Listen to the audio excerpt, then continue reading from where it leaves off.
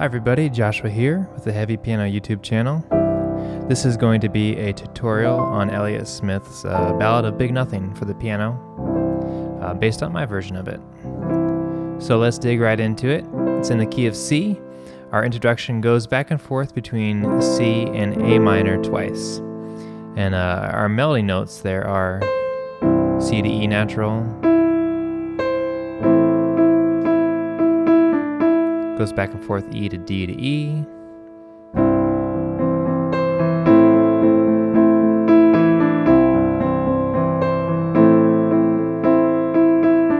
so after it does that twice, we're going to go to F minor, and our upper melody is A flat, and then it will go to G7, but our melody note will be on C. Just kind of walks up from that.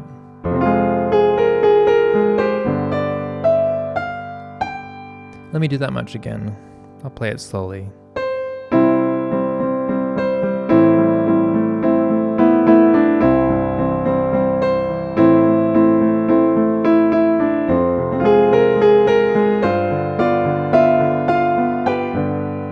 You'll notice I'm throwing some more notes in there. I'll talk more about that later, but for now, just familiarize yourself with the basic chords. So, we're on that G7 there, and our melody comes in on B natural. To C,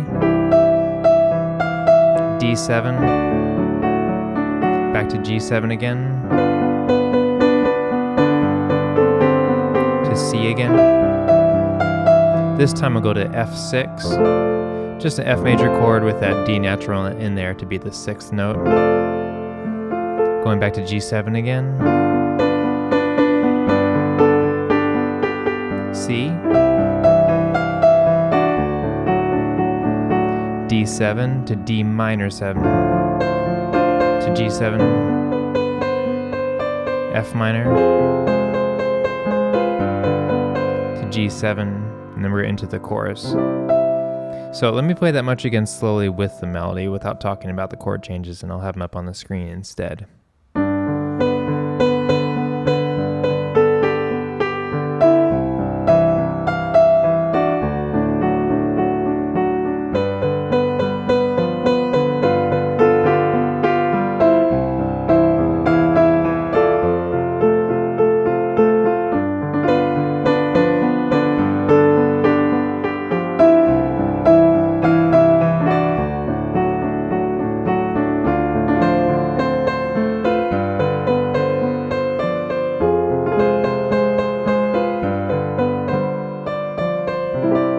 Now we're into the chorus on C major, going to A minor again, F minor over D, F minor again to G,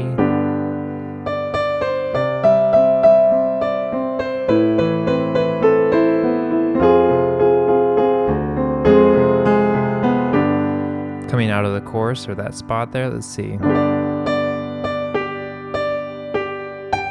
All over G, going to the C, D7, G7, C, F6, G again, C, D7, D minor 7, to G, F minor again, to G, we're back into the chorus again.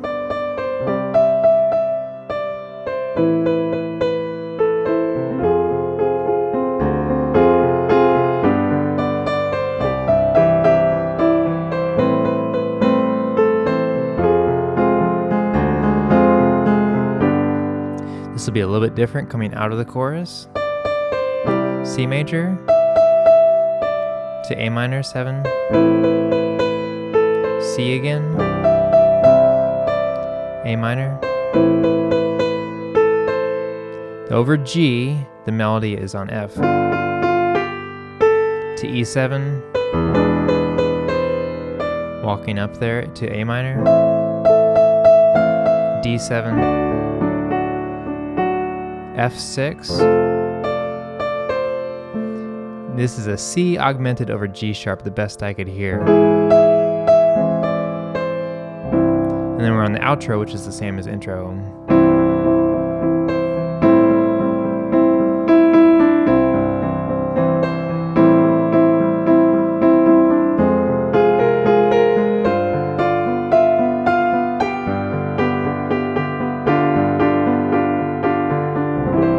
Ending on the one chord on that C major. Let me play that chorus outro part starting the C major. I'll play it slowly with the melody without talking about the chords.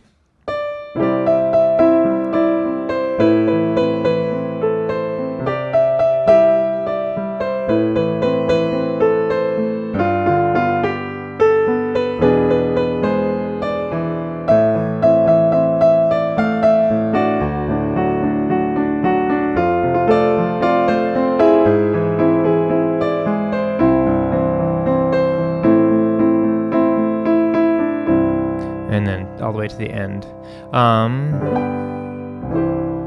Let's talk a little bit about what I'm thinking about. So you'll notice in the introduction, I'm doing this large 10th with the 5th in the middle, and I'm shifting G and A. And those are really kind of two notes that make the difference between C major chord and A minor, and it's A minor over C in this case. If I had the G in there, that is the 7th of a A minor chord. So by changing those two notes, I'm kind of I'm trying to allude to the sound of the introduction.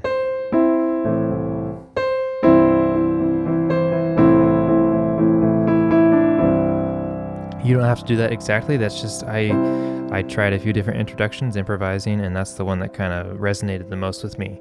But so I'm doing that. It's kind of a large spread, 10th, G to A. And then when I bring in the introduction, I play it a few more times.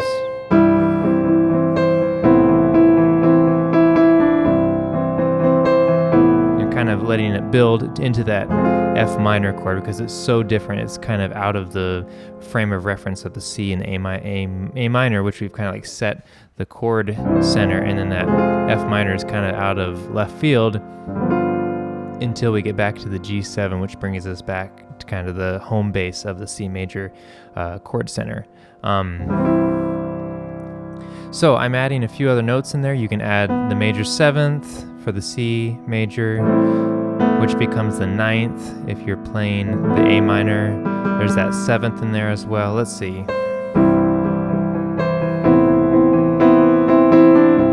And adding in there is a little bit of color, some crushed notes in the middle. That's going to sound different. The B is going to sound differently here than it does out here, spread out.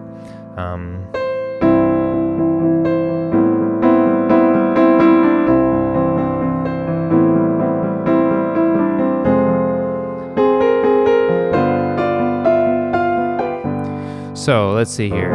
F minor. You can play the 7th in the right hand there. I'm spreading, that's another big chord. I apologize for those of you with smaller hands. You wouldn't have to do the 7ths. You could just do octaves.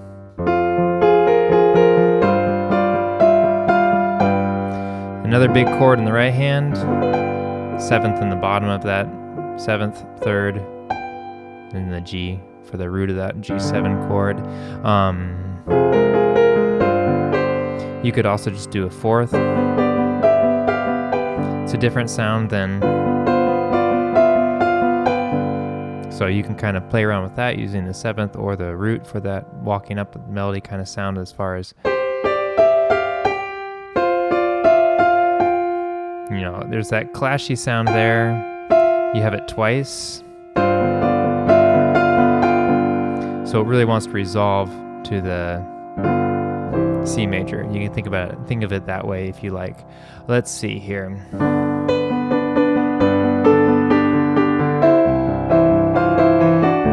I'm alternating in my left hand, so the left hand does serve a lot of as a complement for the melody, and the right hand for my arrangement. I'm alternating between rolling some notes, rolling some chords, and then kind of the repeated rhythm to kind of drive the energy of it forward.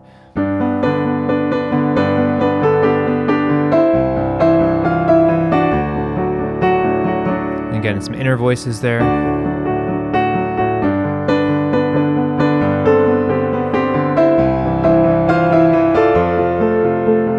So, kind of there's that driving where I'm holding the root down with the pinky, doing some driving notes there, adding in inner voices in my right hand in addition to the melody.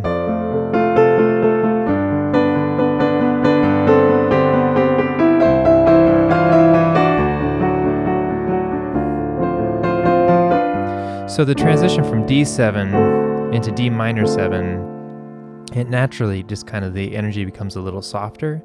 It is transitioning to the G7 again, and then we have the F minor kind of not out of nowhere because we've introduced it before, but before we get back to our key center C again. So think about the energy.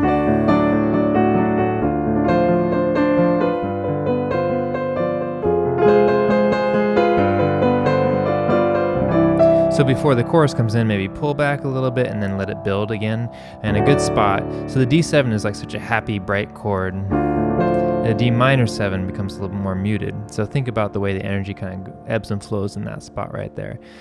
Chorus.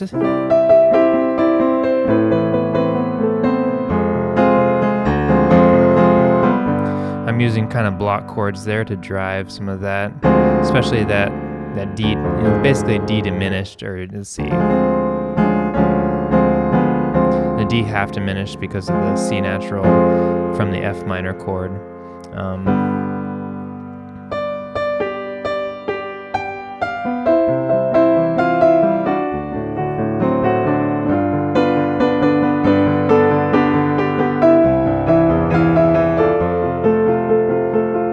When I was kind of memorizing the chord progression, it helped me to think, okay, so we have the G7 leading to our C chord, and then we go up to the D7, and then we go back G7, C, and then I know if I did D7 the first time, I'll do F the next time. I don't know if that helps at all to think of those as kind of interchangeable within the verses, D7 and F6. They're very somewhat similar as far as the purpose they serve in the verses there.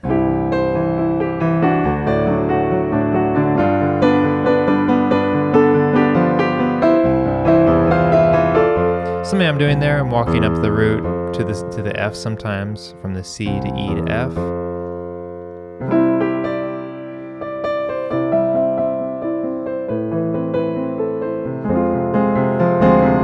Think about how you can change the energy in the chorus if you like.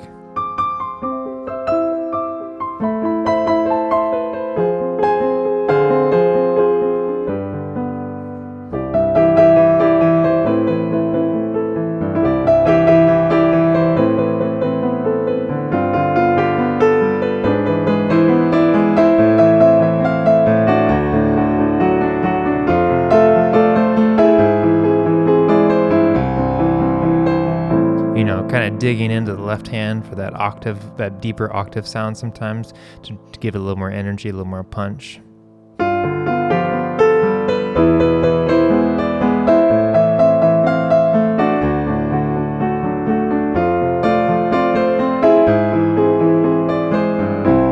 Landing onto that outro, giving it a little more weight in the left hand to kind of give it more emphasis in that part when you come back to the intro as the outro leading to the end of the song.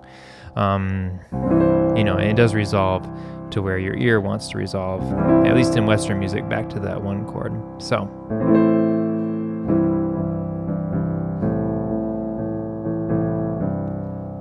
I hope that was helpful. Some of the ways that I think about playing the song. Again, I'm just thinking, I'm kind of like memorizing the chord changes and then playing the melody by ear with my right hand, and then trying to fill in the energy and inner voices and notes and different voicings with the chords as I'm playing. And then, I do a few takes at home, and then I share the version that I like the best with everyone on YouTube. So I always like to show my hands so you can see what I'm doing, hopefully copy what I'm doing. Big fan of Elliott's music.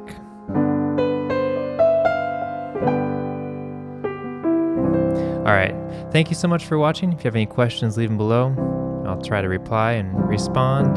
I appreciate everybody. A big thank you to my patrons and supporters on Patreon.